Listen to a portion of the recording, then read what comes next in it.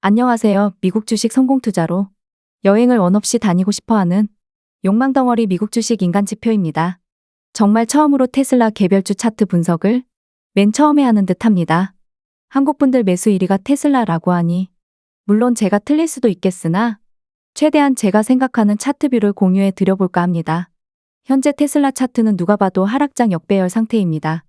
이 상태에서 $180 부근이 바닥이라고 가정했을 때 다이렉트로 V자 반등을 할지 혹은 쌍바닥 쓰리바닥을 만들지가 관건입니다. 만약에 V자로 반등이 나온다면 2월 중순부터 3월 초까지 $220를 넘기는 흐름이 나와야 하고 그게 실현되지 않는다면 최소한 쌍바닥을 만들러 갈 겁니다.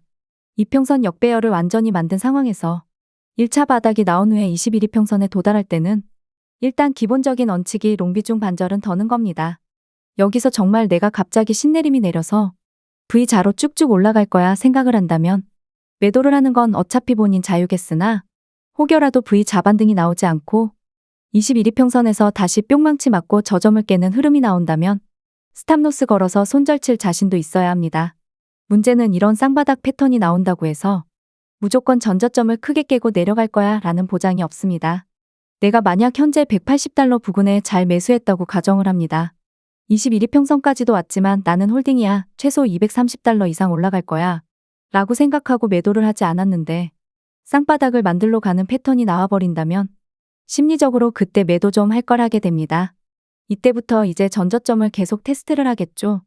그러는 순간 더 바닥에 주어야지 하면서 손절이 나갔는데 쌍바닥을 전저점을 아주 살짝 깨는 선에서 바로 위로 올려버릴 수도 있다라는 겁니다. 그러니까 현금 비중 리스크 관리가 중요합니다. 내가 만약 21이평선 부근에서 수익 실현 좀 하고 쌍바닥이 나올지 투더문이 나올지 모르기에 현금 비중으로 쌍바닥이 나온다면 기다리면 되고 투더문이 나온다면 21이평을 지지하면서 올라갈 때 또 비중 실어도 되지만 아무 근거 없는 V 자반등이라는 확신 때문에 매도 매수가 어긋나게 되는 거죠. 역으로 현재 주도주라고 할 수 있는 테슬라 인버스 상품을 보겠습니다. 인버스 상품이 현재 외봉을 형성 중입니다. 외봉을 형성 중인데 두 번째 빨간색 파동이 아직 외봉입니다. 인버스 상품이 결국 어느 정도 고점을 만들고 나서 다시금 일목균형표 구름대 아래로 내려오려면 최소한 보라색 파동에서 쌍봉이 나오던지 빨간색 파동에서 쌍봉이 나오던지 해야 되는데 이제 겨우 회봉이라는 건 테슬라는 일봉 기준으로 전저점을 깰지는 모르겠으나 한 번 더 눌리는 구간이 필연적으로 나온다 보시면 됩니다. 이걸 더 시간봉으로 와서 보면 첫 번째 봉의 파동들 힘이 매우 강합니다. 그렇다는 건 외봉 힘만으로 인버스가 하락장 역배열로 진입하는 게 매우 힘든 확률이다. 최소한 인버스 상품이 쌍봉을 만들 거라고 미리 알려주고 있습니다. 다시 테슬라로 와서 내가 비록 바닥에서 큰 비중을 못 들어가더라도 일목균형표 하방구름대를 뚫고 올라갈 때 베팅을 해도 늦지 않는다는 겁니다. 물론 바닥에서 줍줍한 분들이 더 큰 수익률을 얻는 건 너무 당연하지만 그 당연한 게 외봉에서 나올지 쌍봉에서 나올지 쓰리봉에서 나올지 알 수가 없다는 거죠. 일봉으로 와서 봐도 파동들 힘이 매우 강하죠. 아래로 계속 밀어버리겠다라는 의지가 보입니다. 쌍바닥이 나올 때 어떻게 파동들 저점이 형성되는지도 봐야 되고 또한 개별주는 경영자 리스크도 있고 특히 테슬라는 금리에 따른 리스크도 있기 때문에 확실히 지수보다 개별주 분석이 어려운 이유인 듯합니다. 반대로 인버스 상품도 마찬가지로 시빨간 상승 구름대를 제대로 뚫고 내려오지 않는 이상 이제 올라온 상승 추세를 전환시킬 만한 하락 신호가 나오기 전까지는 인버스 상품도 계속 비중은 남겨둬야 한다는 거고 혹시라도 테슬라가 21이평선에 도달한다면 그때는 수익 실현한 인버스 비중을 다시 들어가는 것도 방법일 겁니다. 결론은 테슬라는 3월 초까지 $230 넘기는 흐름은 나오기 힘들 거라고 보고 있고 2월 중에 일본 기준 21이평선을 넘기는 흐름이라면 롱비중 반절 정도는 정리하고 쌍바닥으로 가는지 혹은 21이평선을 지지하면서 V자 반등으로 가려는지 체크하면 된다는 겁니다. 저는 일단 쌍바닥 관점입니다. 쌍바닥이라고 해서 무조건 전저점을 깬다는 보장은 없습니다. 다음 상품은 TQQQ 차트입니다. 매번 QQQ ETF 차트로 설명하다가 TQQQ로 봐봅니다. 지금은 누가 봐도 상승 추세입니다. 거기다 모든 파동들 힘이 좋습니다. 최소한 빨간색 파동 힘이 매우 약하게 보이기 전까지는 TQQQ 투자는 계속 홀딩합니다. 그렇다고 해서 막 상승할 때 매수하라는 게 아니라 저번 주에도 말씀드렸듯 지수가 음봉으로 마감하면 그때 눌림 매수 받으라고 했던 것 같습니다. 2021년 고점 부근일 때 하락 전 빨간색 파동을 보시면 상승이 미약하고 더군다나 상승 높이 또한 이전 고점도 못 갑니다. 그리고 2023년 8월 하락 전에도 빨간색 파동 힘이 약하고 뾰족하게 바로 내려옵니다. 현재는 어찌 보면 빨간색 파동 힘이 살짝 약한 면이 없지 않아 있습니다. 그러니 아직은 TQQQ 매수하기에 적기는 아닙니다. 이미 저번 주 주가가 갑자기 내릴 때 매수했어야 합니다. SOXL 차트로 넘어왔습니다. 인텔 때문에 상승이 더딘 상태입니다.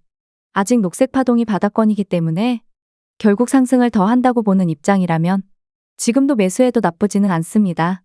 여기서 추가 하락이 심하지 않고 결국 올라간다면 녹색 파동이 고점을 찍는 순간부터 천천히 분할 매도하면 됩니다. 그리고 빨간색 파동이 테슬라 차트에서도 말씀드렸듯 쌍봉이 나오는 순간부터는 롱 입장에서는 분할 매도를 좀 더 하자. 이 부분에 대해서 얘기하면 더 길어지니까 여기까지만 하고 SOXS 인버스 시간봉으로 넘어와서 보면 상승 구름대를 뚫고 완벽하게 내려오기 전까지는 롱도 크게 상승하긴 힘들다라고 알려줍니다.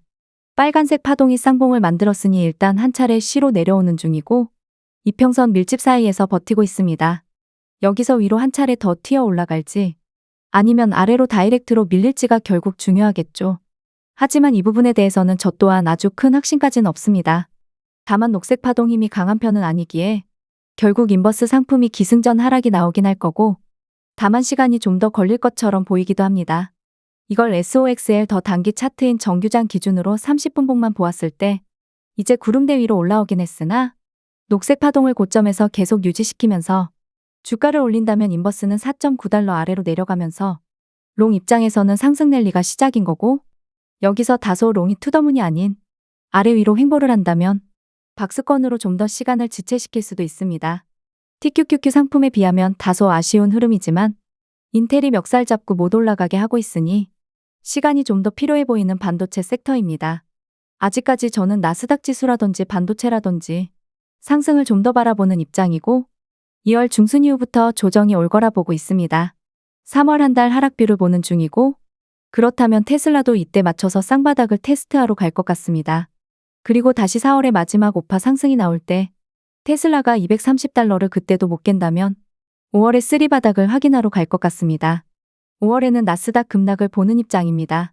물론 너무 먼 미래를 제가 맞출 수는 없지만 현재 흐름상 그리 보인다는 걸로만 이해해 주시면 되겠습니다. 2월 중순까지는 상승뷰를 유지 중. 그때 하필 엔비디아 실적 발표가 추가 상승을 만들지 하락의 신호탄이 될지는 모르겠으나 3월 20일 FOMC 부근쯤에 파월이 5월 금리 인하 확률을 높이는 발언이 나오면서 4월 기업 실적 발표 기대감에 오르다가 5월 월가애들 휴가철에 다시 또 급락이 나올 거라고 보는 중입니다. 구독과 좋아요, 알람 설정은 무료입니다.